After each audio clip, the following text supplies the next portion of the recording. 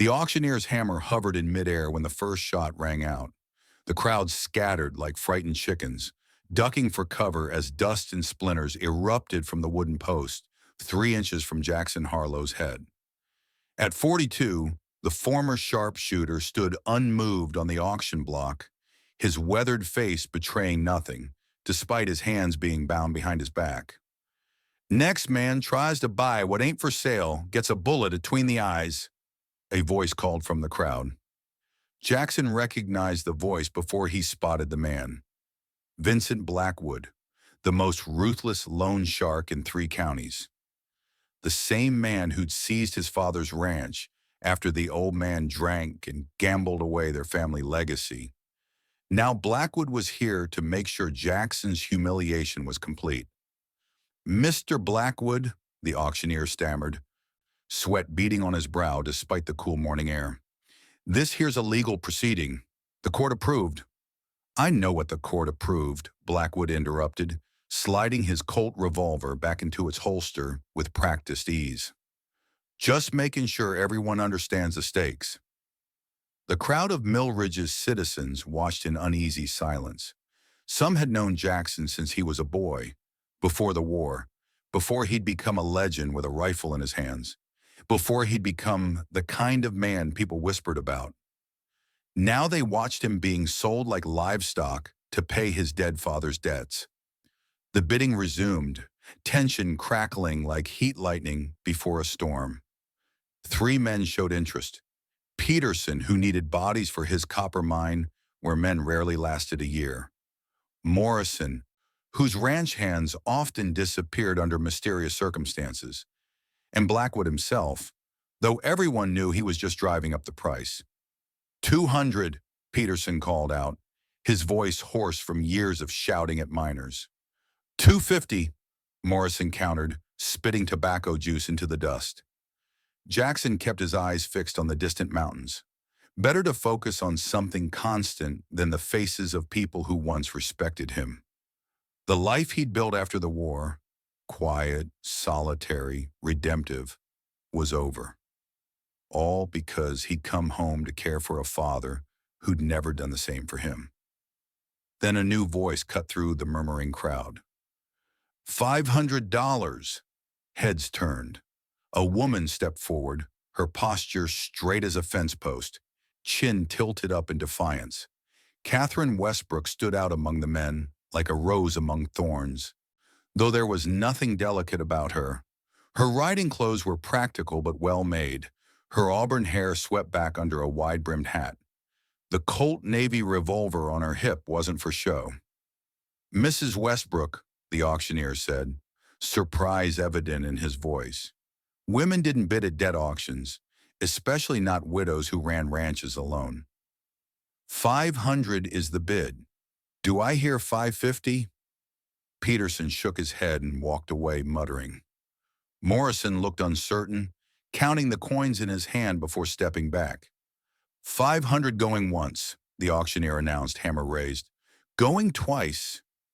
Jackson's eyes met Catherine's across the crowd.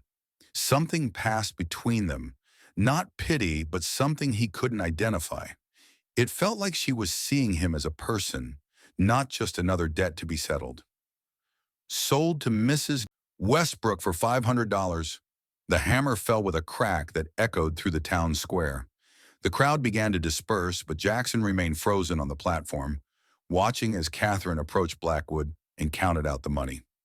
Pleasure doing business with you, ma'am, Blackwood said, pocketing the coins with obvious satisfaction.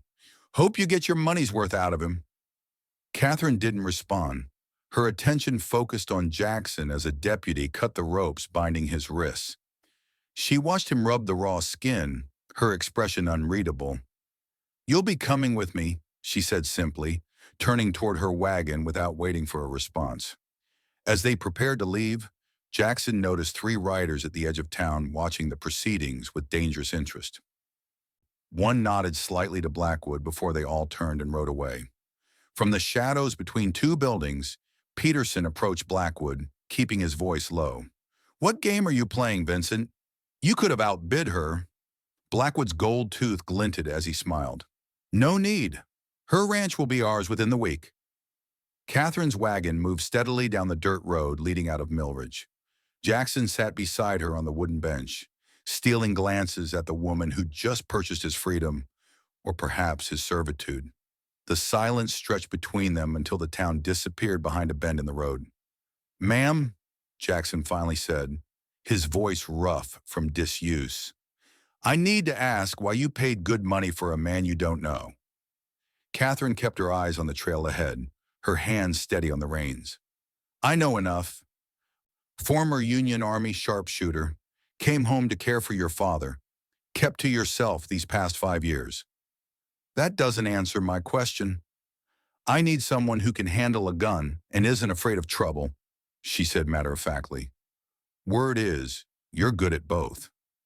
Jackson studied her profile, the determined set of her jaw, the hard-earned lines around her eyes that spoke of loss and perseverance. "There are hired guns who come cheaper than $500. "Not with your reputation," Catherine replied, "and not ones I can trust." "You don't know me well enough to trust me." Catherine turned to look at him directly, her green eyes unflinching. "I know you fought at Gettysburg. I know you've got 16 confirmed kills as a bounty hunter. And I know you came back to care for a father who didn't deserve it." She returned her attention to the road. "That tells me enough about your character." Before Jackson could respond, Catherine pulled the wagon to a stop and reached for her rifle. "We're being followed," she whispered, nodding toward a ridgeline to their left. Jackson spotted the rider immediately, one of the men from town. Without hesitation, he took Catherine's Winchester, sighted down the barrel, and fired. The rider's hat flew off his head, and he quickly disappeared behind the ridge. "Just a warning shot," Jackson said, handing the rifle back. Catherine raised an eyebrow. 800 yards with an unfamiliar rifle. Maybe you are worth the money." As they crested a hill, Jackson got his first glimpse of the Westbrook Ranch. The double W, it spread below them like a painting, rolling pastures dotted with cattle, a sturdy two-story farmhouse with a wraparound porch, well-maintained outbuildings and fenced corrals. This wasn't the modest homestead he'd expected. "Your husband built all this?" he asked, unable to hide his admiration. "We built it together," Catherine corrected, pride evident in her voice. 8 years of hard work. Been running it alone for the past 3. But as they approached the ranch, Jackson noticed something that made his stomach tighten. The main gate hung crookedly on broken hinges, and fresh hoof prints marked the ground, too many for casual visitors. "Someone's been here," he said quietly. Catherine followed his gaze and immediately reached for her revolver. "Stay close," she ordered, her voice suddenly hard as iron. They approached cautiously. In the nearest corral, Jackson spotted a chestnut thoroughbred lying motionless, a dark pool spreading beneath its elegant neck. On the ranch house's front door, carved deep enough to splinter the wood, "Sell or die." Catherine's face went white, then flushed with fury. She dismounted and moved toward the house, gun drawn. Jackson was faster. He caught her arm. "Wait, whoever did this might still be here." As if confirming his suspicions, a glint of metal flashed from the barn loft. Jackson shoved Catherine aside as a rifle shot kicked up dirt at their feet. In one fluid motion, he raised the Winchester, aimed, and fired. A man tumbled from the loft door, landing with a sickening thud in the dirt. "There'll be more," Jackson said grimly, pulling Catherine behind the wagon for cover. She nodded, eyes cold as winter. "There always are." The man from the barn wasn't dead, just wounded. Jackson bound his hands while Catherine pressed a pistol to his temple. "Who sent you?" she demanded. The man spat blood. "Go to hell, woman." Jackson knelt beside him, his voice dangerously soft. "There are 37 bones in the human hand. I learned to break each one during the war." He applied slight pressure to the man's thumb, causing him to wince. "Who sent you?" "Marcus Reed," the man gasped. "Paid us to scare the widow off her land." Catherine's expression hardened at the name. "Reed," she whispered. as if the word itself was poisonous. He's buying up all the land from here to Carson City, the wounded man continued, words tumbling out now. Says there's gold. Says this ranch sits right on top of it. Jackson and Catherine exchanged a look. Gold explained everything. Why someone would want this particular stretch of land badly enough to kill for it. Later that night, after securing their prisoner and reinforcing the ranch's defenses, Catherine led Jackson to her late husband's study. Maps and documents covered the desk, illuminated by a single oil lamp. Nathan was meticulous, she explained, unfolding a survey map. He documented everything about this land. If there's gold, he would have known. Jackson studied the map, tracing the property lines with his finger until he spotted it, a small notation in the corner of the Westbrook property. Here, he said, tapping the paper, your husband marked a geological anomaly, the same formation they found gold in at Sutter's Mill. Catherine stared at the map. That's why Reed killed our prize stallion. It's a message. He knows. Reed, Jackson repeated, the name stirring something in his memory. Marcus Reed of the Double R Ranch? Catherine nodded. You know him? I know of him, Jackson said carefully. He has a reputation for getting what he wants, one way or another. He was Nathan's business partner years ago, Catherine explained, her voice tight. They had a falling out when Nathan accused him of cheating their investors. She looked up, her eyes glistening in the lamplight. 6 months later, my husband died in a riding accident. His horse spooked near Dead Man's Canyon, a horse that had never spooked before. Understanding dawned on Jackson. You think Reed had him killed? I know he did, Catherine whispered, but I couldn't prove it. Before Jackson could respond, the sound of approaching horses reached them. They moved to the window and spotted Vincent Blackwood riding toward the house, flanked by 2 armed men. Speak of the devil's errand boy, Catherine muttered, reaching for her gun. Jackson placed a hand on her arm. Let me handle this. He stepped onto the porch as Blackwood dismounted, making no effort to hide the Winchester cradled in his arms. Evening, Harlow, Blackwood called, his voice falsely jovial. Settling in at your new home? State your business, Jackson replied coldly. Blackwood's smile didn't reach his eyes. I bring a message from Mr. Reed. He's prepared to offer Mrs. Westbrook $20,000 for her property, 5 times what it's worth for cattle ranching. Not interested, Catherine said, appearing in the doorway behind Jackson. Mrs. Westbrook, Blackwood tipped his hat. Mr. Reed thought you might say that, which is why he asked me to remind you what happened to your husband when he proved uncooperative. Jackson felt Catherine tense beside him. You tell Reed if he wants this land, he'll have to come take it himself, she said, her voice steady despite her trembling hands. Blackwood shrugged. As you wish. But remember, you were offered a choice. He mounted his horse and turned to Jackson. Interesting company you're keeping these days, Harlow. Your father would be disappointed. My father was a drunk and a fool, Jackson replied evenly. His disappointment means nothing to me. After Blackwood and his men rode away, Catherine turned to Jackson. We need to prepare.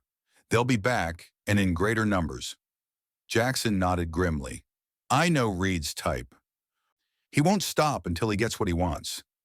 Then we'll have to make him stop, Catherine said, determination hardening her voice. I won't lose this ranch. It's all I have left.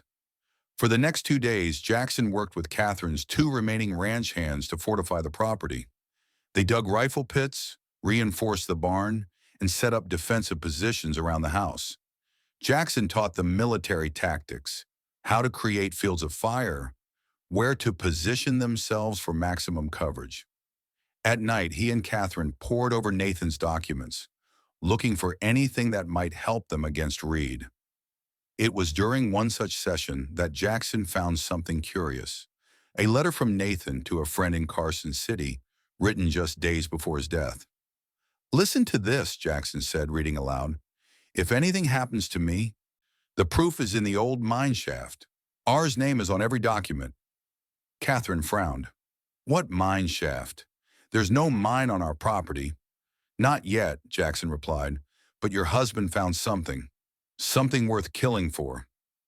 The next morning, Catherine led Jackson to a hidden ravine on the far edge of the property.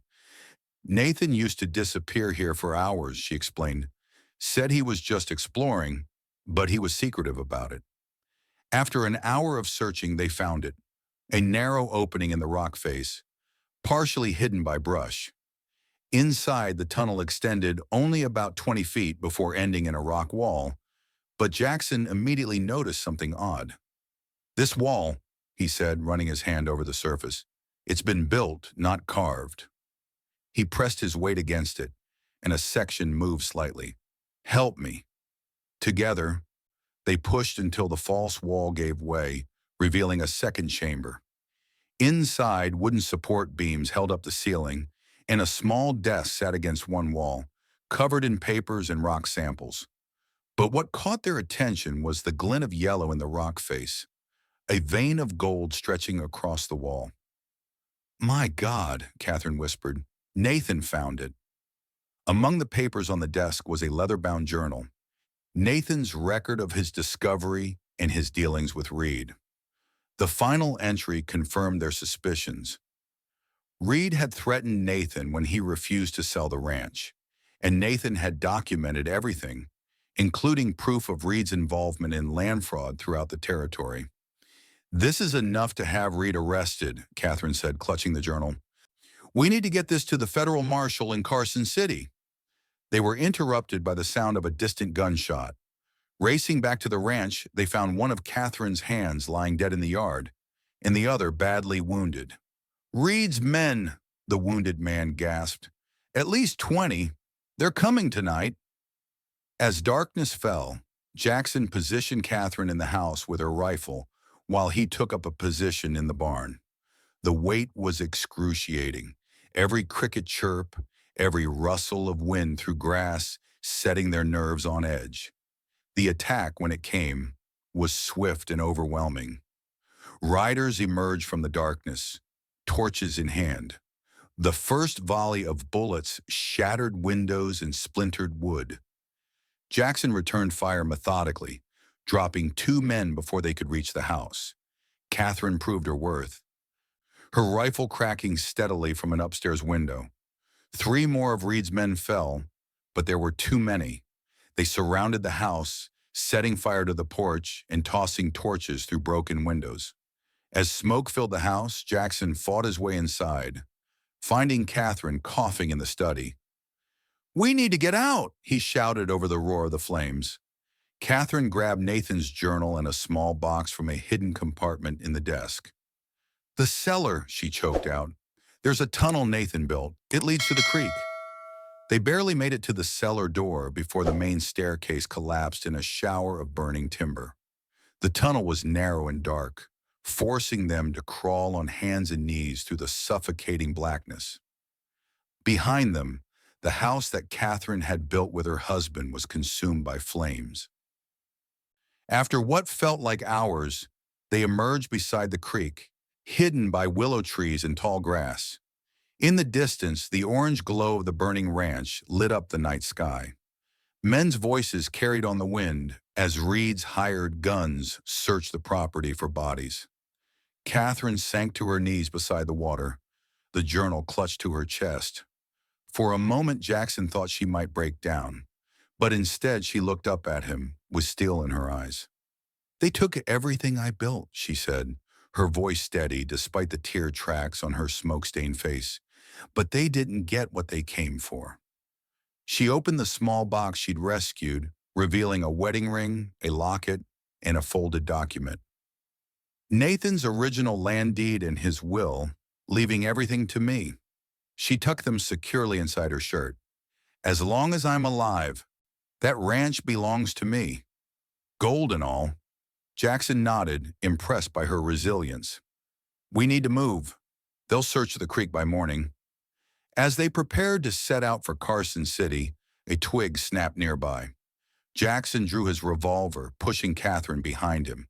From the shadows emerged Marcus Reed himself, flanked by Blackwood. "Mrs. Westbrook," Reed said, his voice smooth as oil, "you should have taken the money." Jackson kept his gun trained on Reed's chest. "It's over, Reed. We have Nathan's journal, evidence of every crime you've committed." Reed smiled, unperturbed. "Do you really think a court would take the word of a widow in a hired killer over mine?" He turned his attention to Jackson. "Yes, I know exactly who you are, Harlow. The famous sharpshooter turned bounty hunter. The man who killed 14 men after the war, including some who weren't wearing guns." Catherine looked at Jackson, uncertainty flickering across her face. "What he's not telling you, Mrs. Westbrook," Reed continued, "is that he once worked for me. 3 years ago, I paid him to eliminate a problem, a rancher who wouldn't sell his land." Reed's smile widened. "A rancher named Westbrook." The world seemed to stop. Catherine stared at Jackson, horror and betrayal in her eyes. "Tell her, Harlow," Reed pressed. "Tell her how much I paid you to kill her husband." Jackson's hand never wavered, his gun still pointed at Reed's heart. "I took your money," he admitted, his voice low. "But I never killed Nathan Westbrook. I tracked him for 2 weeks, learned everything about him. Then I saw him with his wife, with you, Catherine, and I couldn't do it. I returned Reed's money and walked away." "Liar," Reed snarled. "Nathan Westbrook died exactly as I planned." "No," Jackson replied. "You had him killed, but not by me. I've been tracking you ever since, waiting for a chance to bring you down." Reed's composure cracked. With surprising speed for his age, he drew his revolver. Jackson fired first, his bullet striking Reed in the shoulder. Blackwood immediately raised his hands in surrender. "It's finished, Reed," Jackson said, keeping his gun trained on the wounded man. "We're taking you and your evidence to Carson City." 3 months later, Jackson stood on the hill overlooking what had once been the Double W Ranch. Construction was underway on a new house, and fresh fencing marked the property lines. After Reed's conviction, he'd been hanged for Nathan's murder and numerous other crimes. The territorial court had awarded Catherine substantial damages. He heard hoofbeats behind him and turned to see Catherine approaching on a new chestnut mare. She dismounted and stood beside him, surveying the progress below. "It's coming along well," she remarked. Jackson nodded. "You've done good work." "We've done good work," she corrected him. "I couldn't have rebuilt without you." Since their return from Carson City, Jackson had thrown himself into helping Catherine restore her ranch.